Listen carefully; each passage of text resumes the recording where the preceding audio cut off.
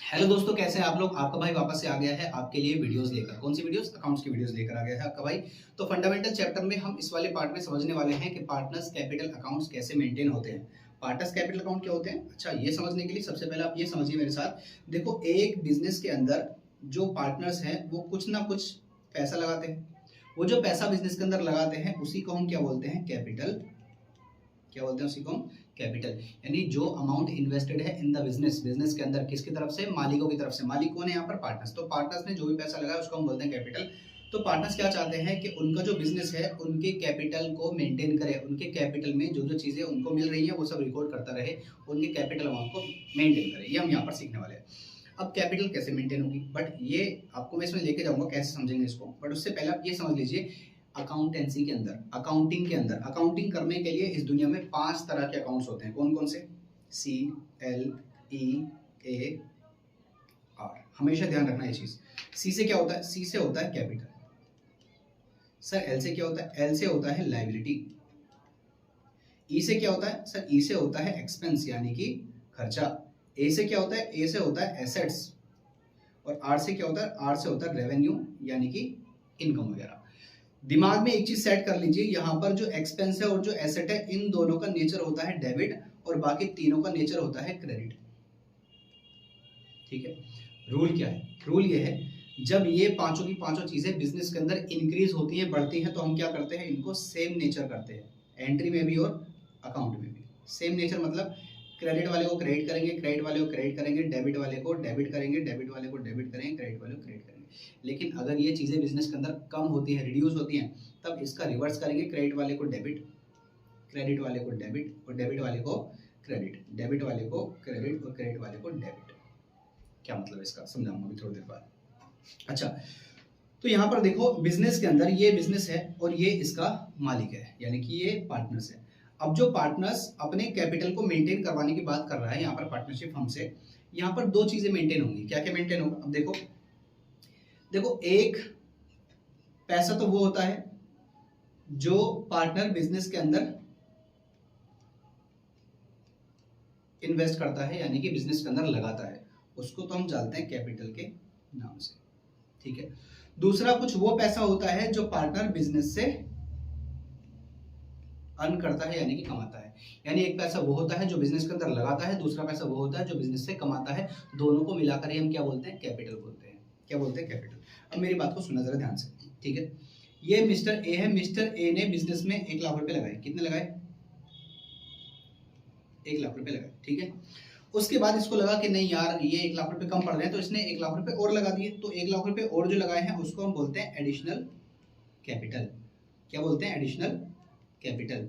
तो यहाँ पर पार्टनर्स ने 1,00,000 रुपए और लगा दिए। कितने हो गए? 2,00,000 रुपए हो गए।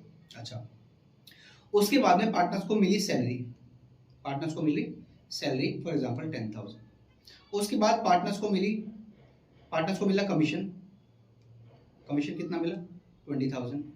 उसके बाद पार्टनर्स को मिला इंटरेस्ट ऑन कैपिटल 30,000। तो ये कितना हो गया? 2,60,000। इसके बाद पार्टनर्स ने फर्म को दिया आईओडी, तो पार्टनर्स के कैपिटल से वो कम हो गया उतना पैसा। और फर्म को मिला 20,000 आईओडी पार्टनर से, तो वो 20,000 यहाँ पर कम हो गया। तो यहाँ पर पार्टनर्स का जो कैपिटल का बैलेंस है वो बचता है 2,40,000। मेरा क्वेश्चन आपसे ये है, क्या पार्टनर ने बिजनेस के अंदर 2,40,000 लगाए थे या सिर्फ 2,00,000 रुपए लगाए थे? आपका आंसर होगा 2,00,000 रुपए लगाए थे। तो यहाँ पर 240 में दो चीजें हैं, एक तो लगाया हुआ पैसा यानी कि कैपिटल का पार्ट, और दूसरा अर्न किया हुआ पैसा। कैपिटल कितनी है? 2,00,000। कैसे? 1,00,000 पहले लगाए, उसके बाद कम पड़े तो उसने 1,00,000 रुपए और लगाए, 2,00,000 रुपए हो गए। दूसरा, उसने टोटल कमाया कितना? 40,000। कमाया 60,000 का, 60,000 था, उसमें से 20 किसको दे दिए? फर्म को, आईओडी के। तो उसने अल्टीमेटली कमाया कितना? 40,000। और 2,00,000 क्या है? उसकी कैपिटल है। अब देखो, पार्टनर्स, कुछ पार्टनर्स चाहते हैं, कभी कभी कुछ पार्टनर्स चाहते हैं कि हमने जो पैसा बिजनेस के अंदर लगाया है वो हमें सेपरेटली दिखे।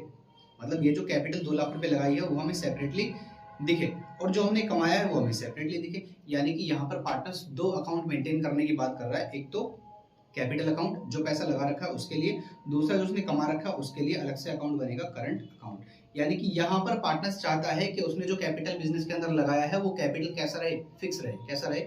फिक्स रहे। ठीक है।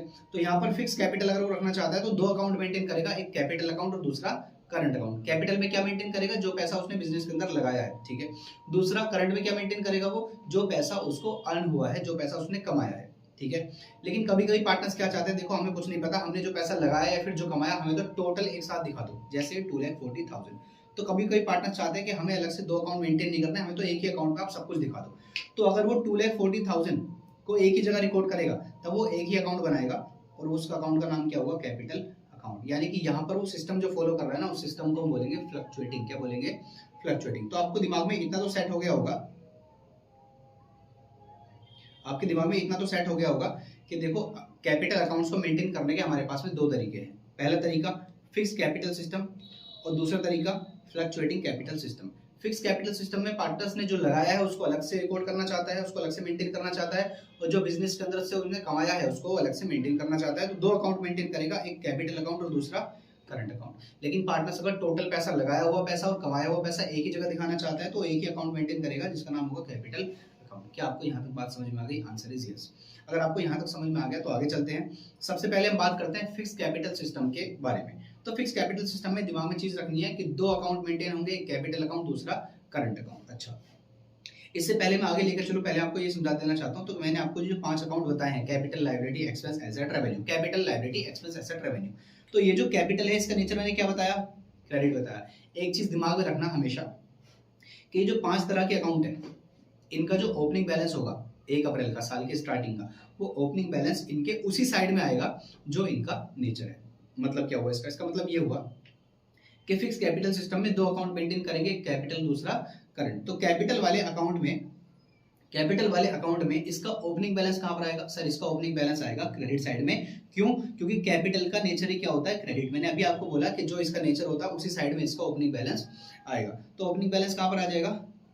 क्रेडिट साइड में, ठीक है। फॉर एग्जांपल पार्टनर ए ने बिजनेस के अंदर लगाए 1 लाख रुपए, तो इसका यहाँ पर 1 लाख रुपीज आ गया।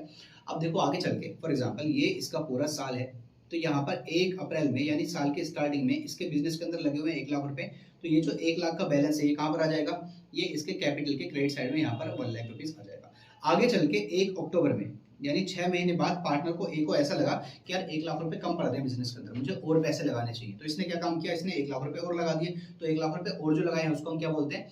Additional capital. तो वो 1 लाख रुपए इधर क्रेडिट में आ जाएगा, क्योंकि मैंने आपको रूल बताया था जो नेचर है, अगर वो बिजनेस के अंदर चीजें बढ़ेंगी तो वही करना है। जैसे कैपिटल का नेचर मैंने क्या बताया था, क्रेडिट बताया था। अगर वो बिजनेस के अंदर बढ़ेंगी तो क्रेडिट साइड बढ़ेंगी, कम होंगी तो डेबिट साइड होंगी।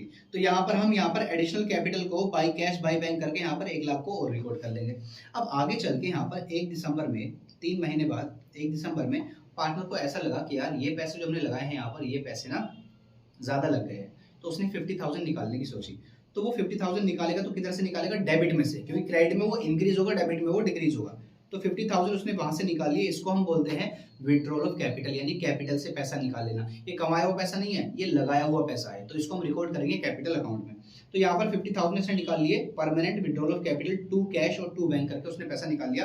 अब अल्टीमेटली यहाँ पर जो लास्ट में बैलेंस बचेगा उसको हम बोलेंगे क्लोजिंग बैलेंस, यानी कि टू बैलेंस शीट। क्लियर है? तो कुल मिला के हमारे फिक्स कैपिटल सिस्टम में 4 ही चीजें आती हैं, opening balance, credit side, additional capital, credit side, withdrawal of capital, debit side, और लास्ट में क्या बचेगा? क्लोजिंग बैलेंस बचेगा। ठीक है ना? अच्छा, उसके बाद में यहाँ पर दूसरा अकाउंट मेंटेन करते हैं हम, करंट अकाउंट। दूसरा अकाउंट मेंटेन करते हैं हम, करंट अकाउंट। तो ध्यान रखिए, बाय डिफॉल्ट 1 अप्रैल का जो बैलेंस होगा करंट अकाउंट का, वो हमारा क्रेडिट साइड ही आएगा। अगर वो क्रेडिट हुआ, अगर क्रेडिट लिखा होगा तो भी क्रेडिट साइड आएगा, क्रेडिट नहीं लिखा तो भी वो क्रेडिट साइड ही आएगा। बट अगर बाई चांस कभी 1 अप्रैल को लेकर के पार्टनर्स का आपको करंट बैलेंस दिया जाएगा और अगर वहां पर बाई डिफॉल्ट डेबिट लिखा मिला, तो समझ जाना ये डेबिट बैलेंस है। तब उस करंट अकाउंट का जो डेबिट बैलेंस रहेगा वो डेबिट साइड में आएगा। इस बात का मतलब क्या आपको मैं समझा देता हूँ। जब आपको इस चैप्टर के क्वेश्चंस मिलेंगे तो ऐसे कहेंगे 1 अप्रैल फॉर एग्जांपल 2003 और बोलेंगे एज करंट अकाउंट और आगे लिख देंगे 10,000 और ब्रैकेट में लिख देंगे क्रेडिट। तो यहाँ पर क्रेडिट लिखा हुआ है तो आपको कहाँ लिखना है? क्रेडिट साइड में बाई बैलेंस बीडी करके। ठीक है ना? अच्छा, अगर मान लो क्रेडिट ना लिखा हो, सिर्फ इतना लिखा हो, तब भी आपको क्रेडिट ही मानना है। लेकिन अगर मान लो यहाँ पर ऐसे डेबिट लिखा मिलेगा, तब आपको ये ओपनिंग बैलेंस इधर डेबिट साइड में लिखना पड़ेगा पार्टनर्स करंट अकाउंट के। क्या आपको यहाँ तक समझ में आ गया? अच्छा जी, आगे चलते हैं। अब याद करिए, मैंने आपको पढ़ाया था P&L एप्रोप्रिएशन। कुछ चीजें हम पार्टनर्स को दे रहे थे, वो चीजें जब पार्टनर्स को देंगे तो पार्टनर्स कैपिटल बढ़ेगी। जैसे फॉर एग्जांपल मैं बिजनेस फर्म हूँ, आप पार्टनर हो, मैं आपको सैलरी पे कर रहा हूँ, तो सैलरी पे करने से क्या आपका कैपिटल कम होगा या बढ़ेगा? बढ़ेगा, ऑब्वियस सी बात है। तो हम क्या काम करेंगे, उनके करंट अकाउंट के इधर क्रेडिट में हम सैलरी लिख देंगे। उनको हमने आईओसी पे की थी तो आईओसी लिख देंगे। उनको हमने पार्टनर्स को कमीशन पे किया था, कमीशन लिख देंगे क्रेडिट में। उनको हमने रेंट पे किया था, रेंट लिख देंगे। और लास्ट में याद करो पी&एल एप्रोप्रिएशन में हमने उनको डिविजिबल प्रॉफिट बांटा था, तो वो डिविजिबल प्रॉफिट भी हमारा यहाँ क्रेडिट साइड में आ जाएगा। यहाँ तक क्लियर है? अच्छा, उसके बाद में हमारे इस करंट अकाउंट के डेबिट में 4 चीजें आती हैं। कौन सी 4 चीजें? देखो, अगर ओपनिंग बैलेंस डेबिट वाला हुआ तो वो आ जाएगा। दूसरा, अगर आपने कुछ ड्राइंग्स वगैरह करी हैं, अगर आपने ड्राइंग्स करी हैं, ड्राइंग्स, अच्छा ये कैपिटल नहीं है, ये ड्राइंग है, ये ड्राइंग्स है। अगर आपने करंट अकाउंट से कुछ पैसा निकाला है, ड्राइंग करी है, तो ड्राइंग करने की वजह से आपका करंट अकाउंट बढ़ा नहीं है, कम हो गया है, तो किधर से कम होगा? डेबिट साइड में से। तो यहाँ पर आएगा हमारा ड्राइंग्स। और याद करिए, ड्राइंग्स आएगा तो साथ में आपका आईओडी यानी इंटरेस्ट ऑन ड्राइंग भी आएगा, क्योंकि ये पैसा फर्म ने आपसे लिया था तो आपकी करंट अकाउंट कम हो जाएगी, तो यहाँ पर डेबिट में आ जाएगा टू इंटरेस्ट ऑन ड्राइंग्स। उसके बाद में अगर कोई लॉस वगैरह हुआ है बिजनेस के अंदर, तो लॉस होने की वजह से आपका करंट अकाउंट का जो बैलेंस है वो बढ़ेगा कि कम हो जाएगा? आंसर इज कम हो जाएगा। कम हो जाएगा तो किधर कम होगा? डेबिट साइड में, ठीक है। एंड लास्ट में आपका बचेगा क्लोजिंग बैलेंस। तो क्लोजिंग बैलेंस अगर क्रेडिट वाला हुआ तो डेबिट साइड बचेगा, और डेबिट वाला हुआ तो क्रेडिट साइड बचेगा। यहाँ पर आपका खत्म हो जाता है करंट अकाउंट, ठीक है। अब हम बात करने वाले हैं फ्लक्चुएटिंग कैपिटल सिस्टम में एक ही अकाउंट मेंटेन होता है, कैपिटल अकाउंट। उस कैपिटल अकाउंट के अंदर ही सारी चीजें एक साथ आ जाती हैं। जो हमने ऊपर 2 चीजें कैपिटल अकाउंट के आइटम्स प्लस करंट अकाउंट के आइटम जो भी हमने सीखे हैं, वो सारी चीजें कहाँ पर आ जाती हैं? इसी कैपिटल अकाउंट के अंदर। कैसे? देखो, ओपनिंग बैलेंस हुआ क्रेडिट साइड में आता है, ठीक है। एडिशनल कैपिटल आपने लगाया बिजनेस के अंदर तो कैपिटल बढ़ा, वो भी इधर आ जाएगा, ठीक है। यानी जिसकी वजह से कैपिटल बढ़ेगा वो क्रेडिट साइड में, जिसकी वजह से कैपिटल कम होगा वो डेबिट साइड में, ठीक है। उसके बाद यहाँ पर आ गया इंटरेस्ट ऑन कैपिटल। उसके बाद में सैलरी दी पार्टनर्स को तो कैपिटल बढ़ा उनका, कमीशन दिया तो पार्टनर्स कैपिटल का बैलेंस बढ़ा, रेंट दिया तो पार्टनर्स कैपिटल का बैलेंस बढ़ा। अच्छा, उनको हमने पी&एल एप्रोप्रिएशन से शेयर ऑफ प्रॉफिट दिया तो भी उनका कैपिटल बढ़ेगा, ये भी क्रेडिट साइड में आ जाएगा। लेकिन कुछ चीजों की वजह से कैपिटल या करंट अकाउंट का बैलेंस कम होता है, बढ़ता नहीं है, कम होता है। कब कब कम होता है? जब आप अपने कैपिटल में लगाए हुए पैसों में से आप पैसे निकाल लेते हो, ड्रॉइंग्स कर लेते हो, तो यहाँ पर डेबिट में आ जाएगा ड्रॉइंग्स। इंटरेस्ट ऑन ड्राइंग भी आपसे लिया जाएगा तो आपका कैपिटल अकाउंट कम होगा तो डेबिट में आ जाएगा। अगर आपको लॉस हुआ है तो वो भी आपका डेबिट में आ जाएगा। एंड लास्ट वन इज जो आपका क्लोजिंग बैलेंस होगा वो भी आपका इधर डेबिट साइड में आ जाएगा। तो यहाँ पर हमने सीख लिया है कि partners capital account fix system से और फ्लक्चुएटिंग सिस्टम से कैसे मेंटेन किए जाते हैं। बस एक चीज दिमाग में रखना कि कैपिटल अकाउंट का जो नेचर है वो क्रेडिट होता है। अगर कुछ भी पार्टनर्स को देंगे तो कैपिटल अकाउंट बढ़ेगा, यानी फर्म कुछ भी पार्टनर्स को देगी तो कैपिटल अकाउंट बढ़ेगा। बढ़ेगा किस साइड? Credit side. कुछ भी पार्टनर से लिया जाएगा तो वो क्या होगा? उनका कैपिटल अकाउंट क्या होगा?